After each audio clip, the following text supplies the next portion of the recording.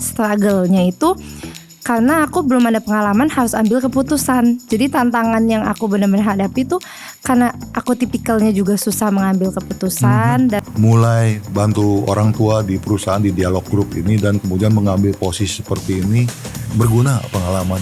Mulainya juga dari paling bawah, mungkin kalau di sini sebutnya kayak harus bebersih juga, harus bayar pegawai, terus padahal misalnya pemasukannya waktu itu masih kurang juga gitu karena masih Wise people ada pendapat yang menyatakan bahwa ada dua jenis kesuksesan. Satu karena privilege dan satu lagi karena proses.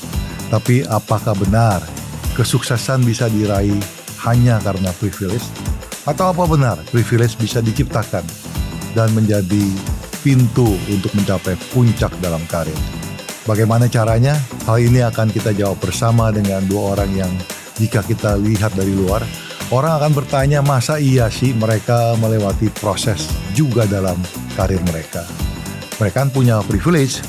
Mari kita gali kebenarannya hari ini.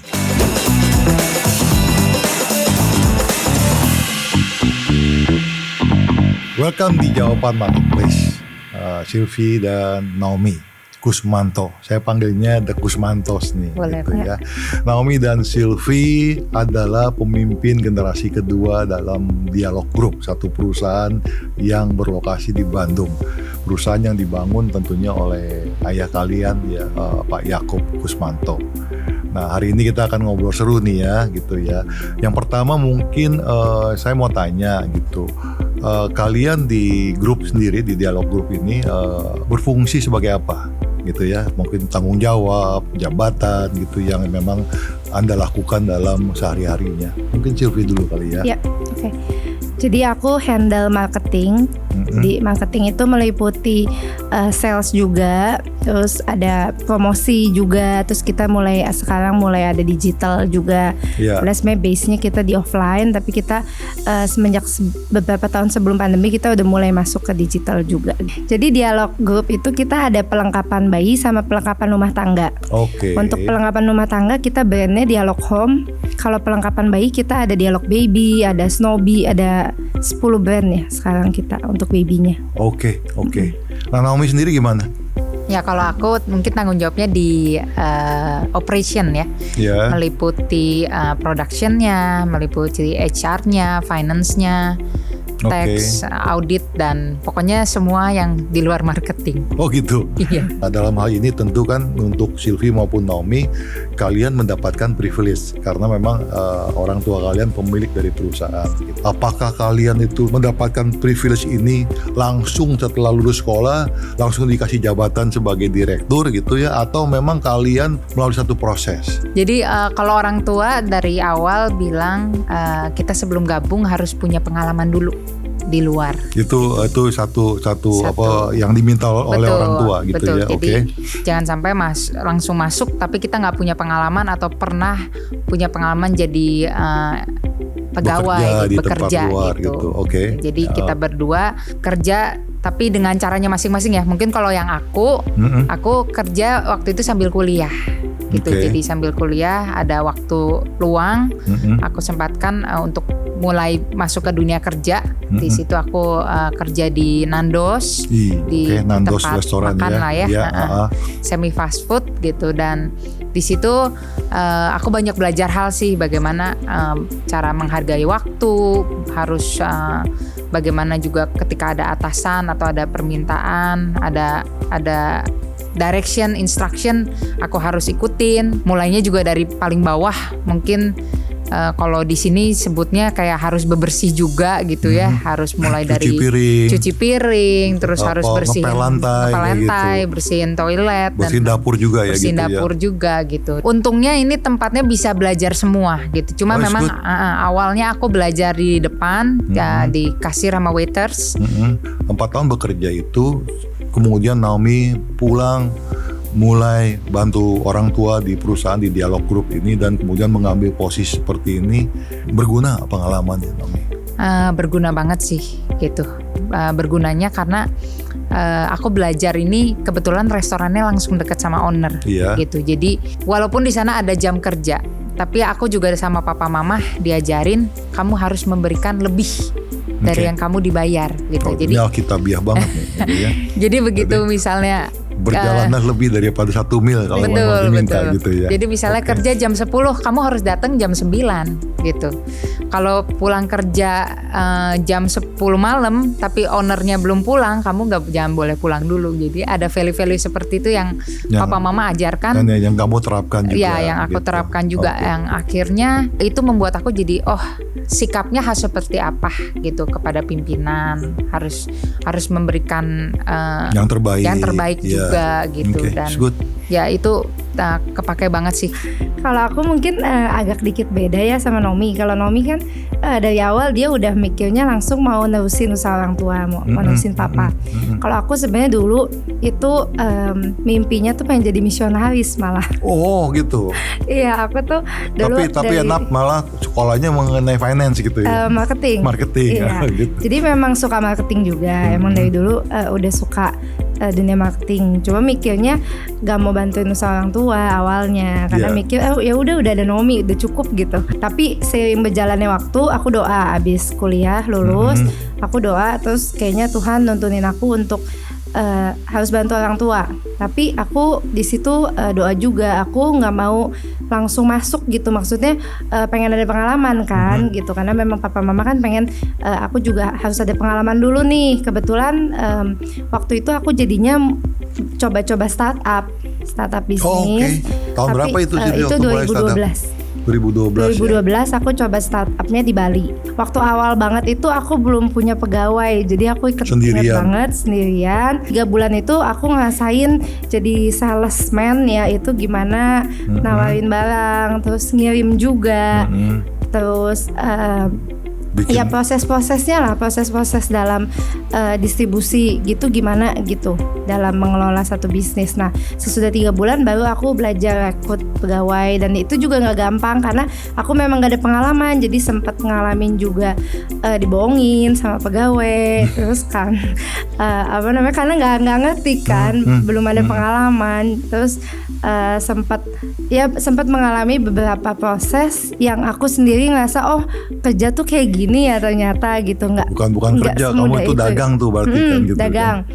Dagang tuh kayak gini ya gitu, harus bayar pegawai, terus padahal misalnya pemasukannya waktu itu masih kurang juga gitu karena masih benar-benar baru banget di awal. Modalnya juga masih kecil waktu itu, modal sendiri sih waktu itu, nggak minta ke papa mama, jadi dari tabungan aku aja gitu. Luar biasa. Terus ya sesudah setahun itu baru abis itu aku sempat ikut papa ke Bandung, ikut satu meeting, dan di meeting itu ada satu perusahaan papa itu yang tanda kutip agak sakit, jadi kayak udah mau kolaps gitu karena kan papa punya beberapa perusahaan. Waktu itu lagi bangun satu perusahaan baru, dan di situ waktu itu nggak ada GM-nya waktu itu lagi sakit atau apa gitu. Jadi intinya di situ aku kayak terdorong untuk buat bantuin di situ. Nah, jadi pada saat itu kamu ninggalin dong perusahaan yang bisnis di Bali yang tutup? Bisnis di Bali enggak, udah aku ada percayain ke supervisor gitu. Aku udah cari orang, udah ada yang cukup udah ngikutin juga. Jadi tapi aku tetap bolak-balik 3 bulan sekali aku masih bolak-balik ke Bali. Nah sebenarnya proses yang paling beratnya itu yang di Bandung ini sih. Jadi karena memang langsung jadi GM tapi kan belum ada pengalaman gitu. Sedangkan di bawah-bawahnya kan dan ada senior bermasalah gitu. Dan perusahaannya bermasalah. Setiap hari aku ditagih utang sama supplier, harus bayar, tapi uangnya nggak ada gitu. Jadi ya itu sih di situ yang benar-benar jadi memproses. Tapi karena aku udah tahu dunia distribusi seperti ini, karena udah ada pengalaman juga waktu di Bali, tahu kayak gini awalnya. Jadi itu membantu juga untuk waktu aku megang itu perusahaan yang lagi di sakit itu. Iya, kebayang lah walaupun. Akhirnya bisa turnaround nggak bisnisnya yang di Bandung ini? Iya, setelah 3 tahun aku bantu, akhirnya udah mulai bisa profitable sampai ya udah bisa. Sekarang masih jalan, maksudnya udah gitu. Yang di Bali sendiri masih jalan nggak? Masih jalan. Sampai hari ini masih jalan. Sampai hari ini jadi masih itu jalan. benar-benar kan your personal business kan? Betul. Wow, luar biasa. Saya mau tanya nih ya. Biasanya kalau kalian itu seorang anak owner atau pemilik kemudian masuk ke dalam perusahaan orang tua, terus langsung mendapatkan posisi, kalian itu biasanya berhadapan sama orang-orang yang sudah kerja sama papa misalnya sekian tahun gitu ya. Mungkin dulu kalian masih panggilnya om kali kan gitu. Betul, kan iya. ya.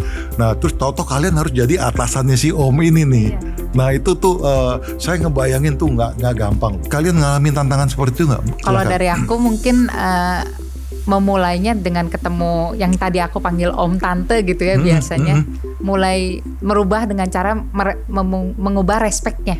Yeah. Aku jadi panggil Pak dan Bu gitu. Oke, Bahkan oke. ada di pabrik juga ada yang tadinya dulu pembantu rumah tangga, tapi dia jadi GM. Dulu kita panggilnya Mbak gitu. Ya kita rubah karena Jadi dulunya itu adalah asisten rumah tangga di Asisten tempat rumah kalian di tangga, rumah, betul. malah sekarang sudah dipromosikan jadi GM. Oke. Jadi kita merubah. Itu cerita menarik, nanti kita bahas ya. Kenapa bisa kalian tuh melakukan itu gitu ya terhadap orang ini. Oke. Iya, betul. Silakan. Jadi merubah supaya kita dari cara memanggilnya juga membuat kita tuh respect sama mereka. Untungnya aku masuk itu bukan masuk ke dalam operasionalnya, tapi ada di tim supportnya. Jadi kayak tim holdingnya gitu. Jadi aku kesana datang untuk membantu. Oke. Membantu apa sih yang dibutuhkan para leader, para senior, Support dari Support, holding, nah, dari untuk holding.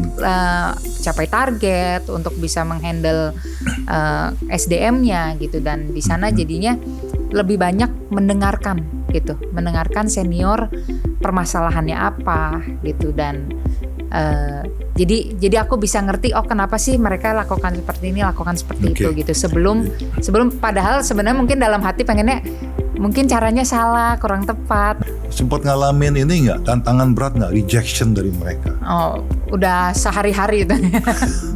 Udah ada awal-awal pasti Ada rejectionnya. ada rejectionnya. gitu Oh kan, ini nggak bisa, atau paling sering kita dengar dari dulu udah kayak gini gitu. Paling sering Itu cerita klasik. cerita klasik gitu. Jadi dulu jalan kok begini. dulu gitu. jalan kok Nah, begitu. gitu. Oh gitu ya. Jadi mungkin jadi ngerem lagi. Oh gitu ya gitu. Nah Jadi terus kamu menghadapi itu bagaimana tuh Naomi ceritanya? aku di depan senyum gitu, tapi di Ya. belakang curhat sama Cici. Aduh ini gimana sih ya. gitu. Kalau bisa gue jitak gitu. Iya, tapi jadi di belakang Ya. justru jadi ruang diskusi juga sih aku sama Cici sama papa mama. Oh, ketika kita kasih masukan ini mereka nggak langsung terima gitu. Apa yang kita mesti lakukan gitu. Jadi Di situ nanti papa atau mama kasih saran kamu papa. harus begitu. Jadi yang berhadapan sama mereka tetap kamu kan, Iya, ya, bukan betul. papa mama Bukan. kan. Kalau papa mama gampang panggil langsung begini kan, langsung jalan. iya betul. Jadi tapi kamu diizinkan untuk berproses lagi, Iya. untuk menghadapi kesulitan ini, untuk bisa menghandle yang senior ini gitu ya. Betul, Wow, betul. luar biasa. Silvi, pengalamannya gimana nih? Iya. Kalau aku pengalamannya kan aku masuk duluan ya. Kalau Naomi kan baru gabung tuh 2015. 2015, Kalau aku gabungnya 2013. Ya. Waktu itu awal-awal banyak banget struggle-nya itu karena aku belum ada pengalaman harus ambil keputusan. Jadi tantangan yang aku benar-benar hadapi tuh karena aku tipikalnya juga susah mengambil keputusan dan takut gagal juga. Jadi waktu harus ambil keputusan tapi belum ada pengalaman dan takut disalahin juga. Jadi di situ benar-benar konflik batin ya gitu. Kayak gimana Tapi ya? kadang-kadang juga suka diisengin sama mereka yang senior kali ya. Iya. Dikasih ini, coba ambil keputusan gitu ya. Iya digituin ya, begitu gitu. salah disalahin gitu kan. Puncaknya tuh yang sampai dikirimin surat cinta dari senior ke papa. Dia kirim surat cinta, Pak, ini kalau perusahaan dipegang sama Bu Silvi dan Bu Nomi ini nggak akan lama Nggak gitu. punya masa depan. Iya, gitu nggak ya. punya masa depan. Dia sampai mau resign. Kayaknya ada beberapa yang sampai resign juga gitu karena. Tapi itu suratnya sendiri atau rame-rame teken gitu. Biasanya kan orang Enggak, takut tuh kalau suratnya sendiri. sih, Oke, sendiri. oke. Terus jadi dia menyampaikan ke konsultan karena waktu itu kan kita ada konsultan juga ya. Oh, melalui gitu. konsultan. Betul. Tapi tulis surat juga ke Iya, papa tulis juga. surat juga. Nah, udah gitu karena kan kita masuk tuh kita bawa sistem-sistem. Jadi papa kan perusahaannya masih agak konvensional Iya, gitu. iya. Jadi kita bikin sistem mungkin mereka nggak terlalu nyaman dengan sistem yang kita bikin. Harus ada SOP apa segala macam. Jadi iya. ya dan di situ sempat agak down ya. Kita sempat kayak, duh kita kan tujuannya bukan mau kayak gini gitu. Kita kan pengen supaya lebih rapi. Tapi di situ kayak papa mama, ya kamu coba bangun hubungan aja sama mereka. Coba Oke. datengin rumahnya, kamu kenalan sama keluarganya. Kalau sampai begitu ya? Iya, sampai begitu. Jadi jangan cuma sebatas hubungan kerja aja gitu. Jadi ya mulai dari situ kita coba kenalan, datang ke rumahnya, kita kenalan sama anaknya, kirimin makanan apa segala gitu. Dan nggak cuma satu, iya PDKT lah, nggak cuma satu sih, semua gitu. Jadi dan mulai dari situ mereka mulai pelan-pelan mau terbuka sama kita, betul. Dan tadi Nomi sampaikan juga kita mulai coba bikin sistem dan kita kasih tahu ini tujuannya ini, kita coba buktikan dulu ini berhasil apa enggak gitu sampai ya akhirnya pelan-pelan sih, butuh waktu ya, nggak bisa langsung instan. Jadi memang ini apa, ada peribahasa yang mengatakan atau ada kata-kata yang mengatakan memang respect itu kan is earned. Betul. Ya, bukannya you cannot buy respect. Iya, betul. Ya, jadi itu kan dibuktikan dengan apa yang kalian lakukan. Over the time mereka melihat, oh ini benar, mau nggak mau mereka tuh respect. Jadi kembali lagi memang pertama tadi yang tadi Naomi bicarakan, respect mereka. Ya, terus kemudian you have to show it bahwa kamu melakukan kan gitu kan. Bukan temen ini duit gitu ya, tapi kamu gulung tangan kamu gitu kan, kamu melakukan itu juga sebagai contoh bahwa memang you know what to do, you know what you are saying gitu ya. Apa yang kamu bicarakan, kamu tahu bagaimana mengerjakannya. Banyak value tentunya kalian belajar dari papa ya, gitu ya. Maksudnya kan tadi diajarin mesti begini, mesti bangun hubungan apa segala. Hubungan itu paling penting ya, antara bos sama karyawan itu kalau hubungannya bisa terbuka, saling menghormati, itu akan menjadi satu yang sangat situasi yang perfect untuk bangun perusahaan untuk lebih baik lagi. Yang ingin saya tanya gini, selain value yang kalian belajar dari orang tua gitu, apakah memang kalian juga maksudnya banyak menggunakan yang namanya godly values, nilai-nilai ilahi yang kita belajar? Beruntung sih dari kecil kita sudah aktif di gereja anak gitu juga dari kecil. Jadi udah terbiasa dengan ngafalin ayat-ayat Alkitab gitu, dan sembari ayat itu dihafalkan pasti terema ya, apalagi ketika kita keluar negeri, keluar di luar negeri nggak ada orang tua, itu bener-bener firman Tuhan gitu. Tuh yang bekerja lah ya. Dan mungkin waktu kecil ada satu ayat Alkitab yang aku sampai sekarang praktekin gitu, dari 1 Petrus 2 ayat 18 gitu, itu bilang, hai kamu hamba-hamba, tunduklah kepada Tuanmu, bukan saja kepada yang baik dan peramah, tetapi juga kepada yang bengis. Jadi itu benar-benar terema buat aku, bagaimana aku tuh jadi follower, jadi pribadi harus humble-nya seperti apa gitu. Ketika ada pemimpin atau ada senior, ada guru, orang tua, ada siapapun yang di atas, aku harus selalu respect gitu. Selalu harus respect siapapun pemimpinnya. Ya Tuhan udah tempatkan buat saya taat, jangan mengurangi dari pemimpin tersebut, jangan lihat kelemahannya mereka gitu ya. Itu yang akhirnya terus jadi pedoman buat aku gitu. Jadi aku ingat banget karena aku lebih besar dari Nomi, jadi dulu tuh papa minta kita hafalin ayat. Nah, hafalin ayat itu bukan cuma kayak 2-3 ayat, tapi satu pasal. Jadi aku ingat banget waktu itu hafalin Filipi 2 dari 1 sampai berapa belas gitu, apa berapa puluh gitu. Aku dulu kayak ngedumel ya, kayak ngapain sih ngafalin ayat? Aku kan dulu bukan anak pendeta gitu istilahnya gitu, waktu kecil banget lah. Waktu itu belum kenal misionaris juga kan, tapi kayak papa ya kau itu berguna buat kamu gitu, pokoknya intinya ya hafalin aja lah gitu. Nah tapi sesudah hafal ayat itu aku baru nyadarinnya pas udah di kuliah sih. Untuk aplikasi sekarang di kerjaan, karena aku dulunya memang kepikir pengen misionaris tapi terus jadi nggak jadi kan. Jadi aku mulai kayak orang-orang yang ketemu sama aku nih ya harus aku layanin, ini jiwa-jiwa juga gitu. Jiwa-jiwanya bukan di pedalaman, tapi sekarang jiwa-jiwanya itu toko, di marketplace, ketemu pegawai, ketemu toko gitu, gimana mereka bisa curhat. Kan kadang kalau toko kan kita harus kayak harus kayak dengerin dia, nggak bisa langsung model apa gitu kan, nggak bisa. Bersyukurnya karena udah ada basic itu, jadi aku kayak melayani juga, jadi dianya jadi seneng juga gitu diajak ngobrol. Pelayanan aku ya melayani itu gitu. Sylvie, Naomi, kalian kan memang relatif muda ya.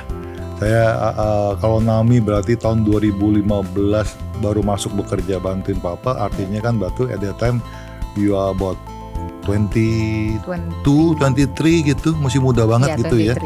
Sylvie juga waktu mulai bantu papa atau mulai bisnis itu juga umurnya kan masih muda. Iya, 22 gitu ya. Saya tuh cuma ngeliat gini, umur seperti itu kan masih muda ya, masih energi, masih bergaul kiri kanan, teman banyak gitu segala itu. Nah, kalian bagaimana sih ngebalance itu semuanya ya? Antara kalian harus kerja bantu orang tua, tapi kalian juga kepengen main, ngopi-ngopi, kita jalan-jalan. Nah itu gimana kalian membalance itu semuanya? Oke, ini dari aku dulu ya. Kalau aku memang setahun 2 tahun pertama tuh kan waktu-waktu yang paling berat. Jadi banyak waktu tuh memang nyampe rumah aja masih bawa kerjaan dari kantor gitu. Jadi kayak mau hangout gitu-gitu juga udah nggak bisa gitu. Kalau weekdays, jadi aku usahain weekend itu aku udah bilang sama papa mama, pokoknya weekend aku mau hangout, sama gitu teman. Karena kan weekdays aku nggak bisa, aku bilang gitu. Dan mereka juga ngerti sih. Udah gitu, aku juga ada komsel gitu kan, komsel weekdays. Jadi aku udah bilang, Pak, pokoknya tiap hari Selasa itu waktu aku komsel gitu. Jadi nanti pulang kerja aku pasti langsung ke komsel gitu, ya. Terus di gereja juga ada pelayanan juga gitu. Jadi aku kasih tahu sih ke papa, Pak ini jam aku mau hangoutnya jam segini ya. Pokoknya tiap minggu weekend aku pengen ini. Tapi kalau misalnya ada urgent ya nggak apa-apa gitu. Kalau aku mungkin karena kuliah temennya semua pada masih di Melbourne ya. Jadi pas pulang mereka juga pada masih di Melbourne. Jadi di sini maksudnya nggak banyak teman. Nggak banyak. Ya aku jadi fokus dulu ke kerjaan lah gitu. Jadi kebetulan pas masuk langsung ke pabrik yang di Jawa Tengah gitu. Oh di Jawa Tengah ada pabrik juga? Ada. Jadi langsung tinggal di mes di pabrik di Cilacap ya, daerah Cilacap. Ya. Kamu kan punya right loh. Ya. Si papi bisa sewain kamu rumah mungkin yang 2 lantai gitu ya, yang cukup memadai lah untuk anak seorang owner gitu, tapi kamu nggak pilih itu ya? Iya, nggak. Jadi aku untungnya dari kecil bisa bergaul sama tim yang ada, siapapun juga gitu. Jadi ketika ada temennya mereka ya siapapun bisa jadi temen gitu. Jadi akhirnya main ke rumah mereka, apalagi ada tim di sana juga yang orang tuanya buka warung, ada tempat makan, jadi ya ikut ngafe aja di sana sambil sambil bangun hubungan juga, tahu keluarganya seperti apa gitu. Jadi dan membangun hubungan ini kayaknya jadi formula keluarga untuk berhasil. Iya. Oke, yang terakhir dari saya ya. Bicara mengenai soal saya tuh kepengen tuh kalian berdua kasih tips kepada wise people di marketplace ya. Mungkin kan mereka juga ngalamin seperti Sylvie dan Naomi. Tips dari Sylvie apa kepada mereka? Tips dari Naomi apa? Silakan.